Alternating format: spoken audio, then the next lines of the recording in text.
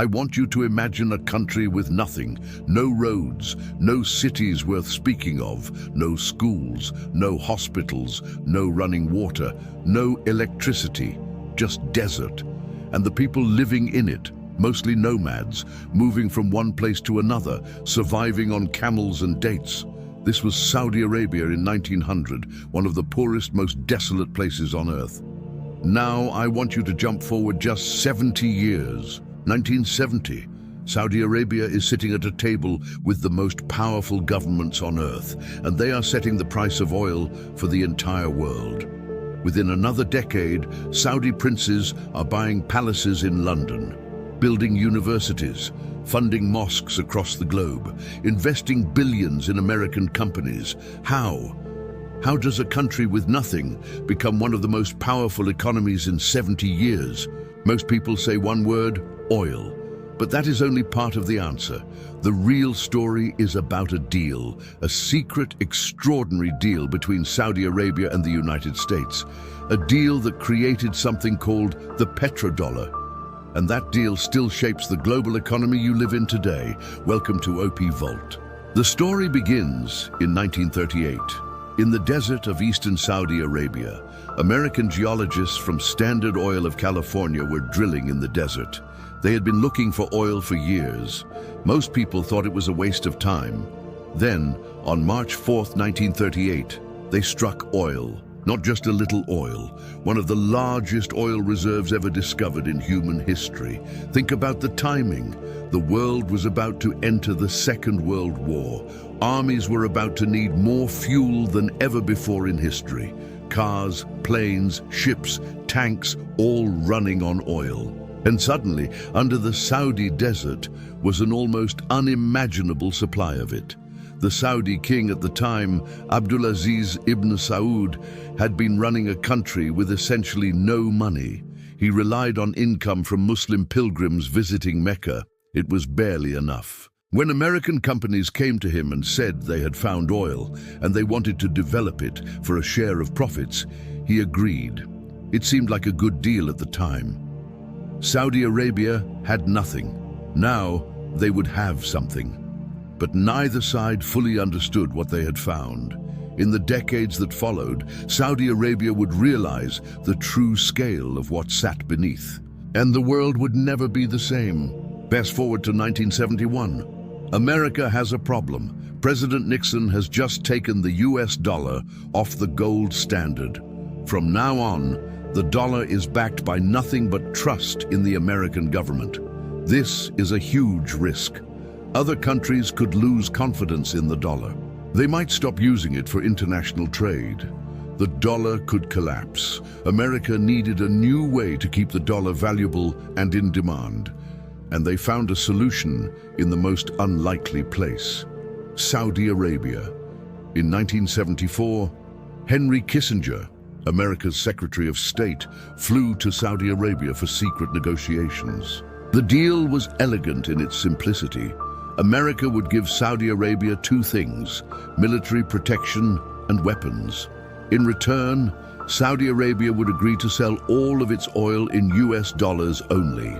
Every single barrel to every single country on earth, priced and paid in dollars. Think about what this means. Every country in the world needs oil, and from now on, every country in the world needs dollars to buy that oil, which means every country in the world needs to hold US dollars, which means permanent, guaranteed global demand for the dollar. America solved its currency problem without anyone even knowing it. The petrodollar system was born, and it has kept the dollar as the world's reserve currency ever since. But Saudi Arabia was not just a passive partner in this deal. They had their own plans. In 1960, Saudi Arabia had helped found OPEC, the Organization of Petroleum Exporting Countries, alongside Iraq, Iran, Kuwait, and Venezuela. The idea was simple.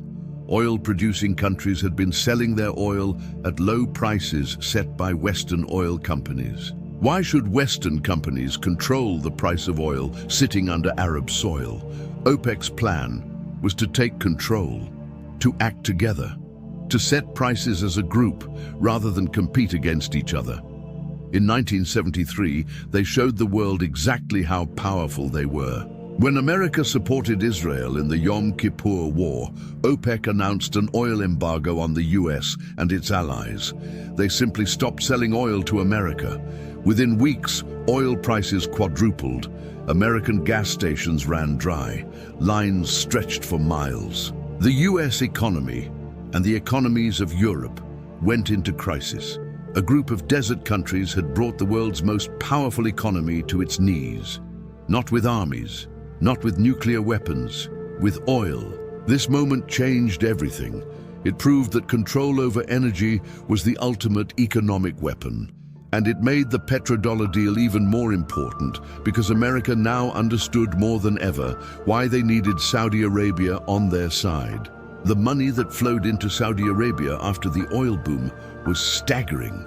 In 1970, Saudi Arabia's total GDP was about $9 billion. By 1980, it was over $160 billion in 10 years. What do you do with that much money that fast? You build. Rapidly, dramatically, and sometimes chaotically, highways appeared in the desert almost overnight.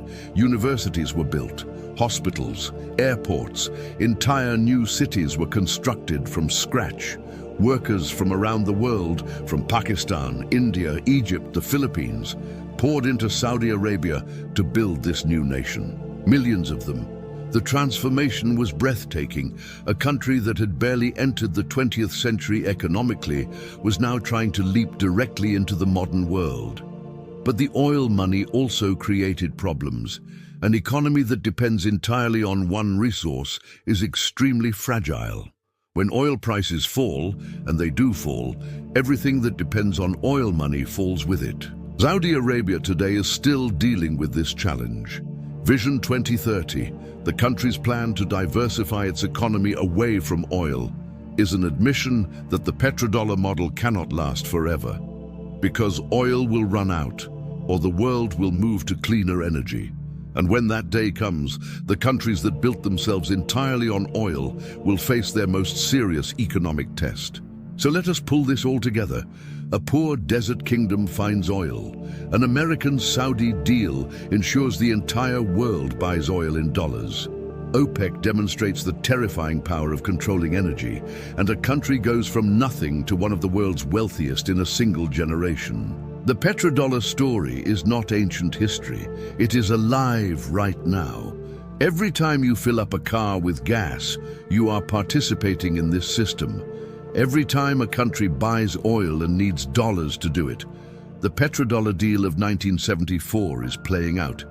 The global economy is still built on the foundation of oil, priced in dollars.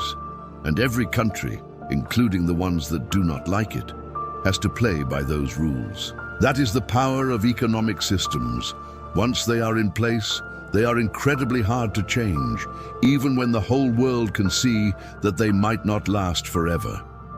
If this video gave you a completely new way to think about oil, money, and global power, hit that like button, share it with someone who thinks economics is boring, subscribe to OP Vault. Next week we go even deeper. Next up, the East India Company, the corporation that ruled a continent. See you there.